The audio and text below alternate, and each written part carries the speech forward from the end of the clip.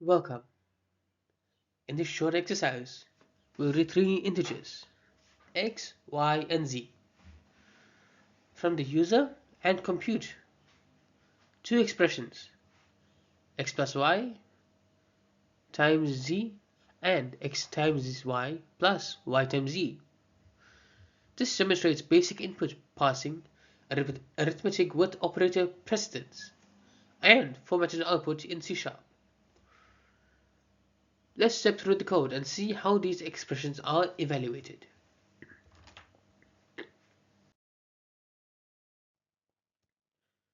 This program computes the two related expressions to reinforce parentheses, multiplication, and combined operations. Because C# evaluates parentheses first, x plus y times z ensures the addition happens before the multiplication.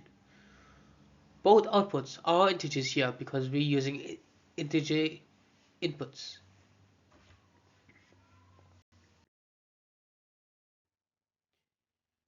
We declare three int variables and read each converts to int32 Console.WriteLine.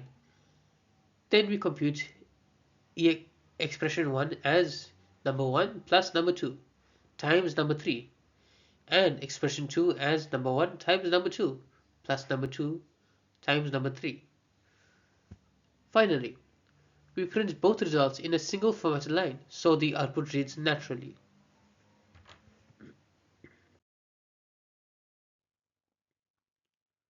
Execution flows from reading inputs to evaluating expressions. Parentheses ensure addition happens before multiplication in the first expression. In the second, multiplications are evaluated first and then their results are added. Finally, we format and print both outputs. Here are a few runs. Note how when y is 0, it affects the second expression. It becomes 0. But not the first except via x plus y. Try negative numbers too. The arithmetic rules still apply and will yield negative results where appropriate.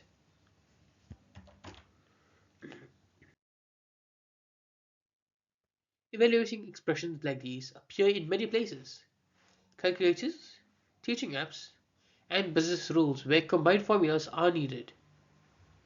Practicing how to combine the operations and format results prepares you for more complex formula evaluations and validation tasks.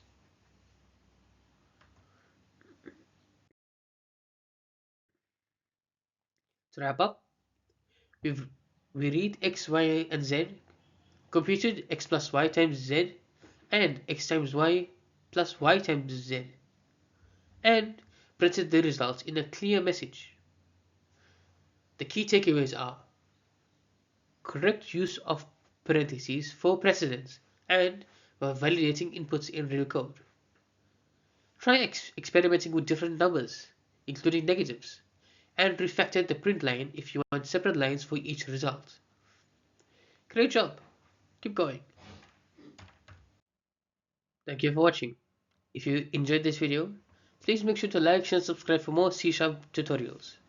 I'll see you in the next one.